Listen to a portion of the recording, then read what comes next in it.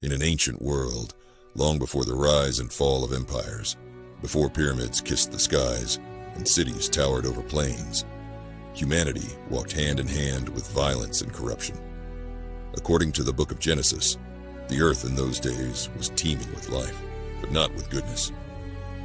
Genesis 6:5 tells us, "The Lord saw how great the wickedness of the human race had become on the earth, and that every inclination of the thoughts of the human heart was only evil all the time. It was a time when the sons of God took daughters of men as wives, and the mighty Nephilim, giants of old, roamed the earth. Humanity, in its lust for power, pleasure, and pride, had forgotten its creator. But amid the ruin, one man stood out like a single lily in a scorched field: Noah. Genesis 6:9 calls him a righteous man, blameless among the people of his time, and he walked faithfully with God. In an age when darkness was the norm, Noah's life became a beacon, a stubborn flame that refused to be extinguished. Noah was born to Lamech, a descendant of Adam's son Seth. His name, Noah, meaning rest or comfort, Genesis 5:29, foreshadowed his destiny. At a time when the ground itself seemed cursed, when the toil of farming was backbreaking and the fruits meager, Noah's life promised a different future. One day, amidst his prayers, Noah heard a voice. Not thunder, not dream, but the clear, deliberate voice of God himself. God revealed a terrifying truth. He would wipe the earth clean of its corruption through a flood so great that nothing would survive. Nothing but what Noah would preserve. Genesis 6:13-14.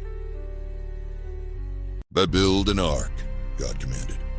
"A colossal vessel of gopher wood, 300 cubits long, 50 cubits wide, and 30 cubits high. By modern standards, roughly 450 feet long and 75 feet wide, the size of a small cruise ship." The world had never seen rain as we know it. Genesis hints that the earth was watered by streams or mists.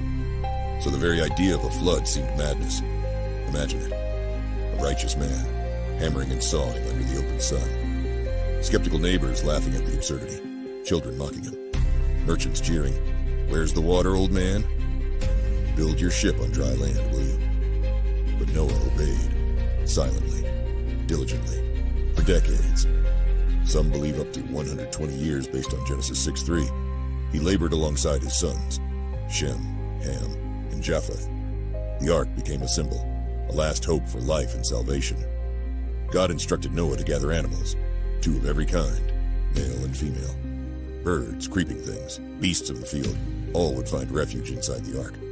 7 pairs of clean animals and 2 of the unclean would board the vessel, Genesis 7:2.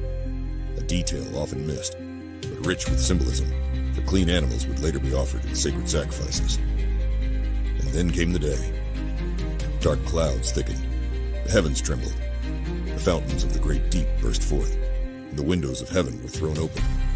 Rain fell, not drops but torrents, obliterating everything in its path. For 40 days and 40 nights, the world was swallowed in water. Mountains disappeared under waves. Mighty forests bowed under currents. Songs of birds, the roars of beasts, the cries of men, all silenced by the flood. Inside the ark, a different world existed, a floating sanctuary of life, cradled in the hand of the Creator. For 150 days, the waters prevailed upon the earth, and Noah waited, and prayed, and trusted. Then, one morning after months adrift, the ark came to rest upon the mountains of Ararat, a rugged range where present-day Turkey, Armenia, and Iran meet. Slowly, the waters began to recede. Noah, ever patient, sent out a raven, a hardy bird that flew back and forth. Then a dove, a gentle creature symbolizing hope. When the dove returned with a freshly plucked olive leaf in her beak, Noah knew life was returning.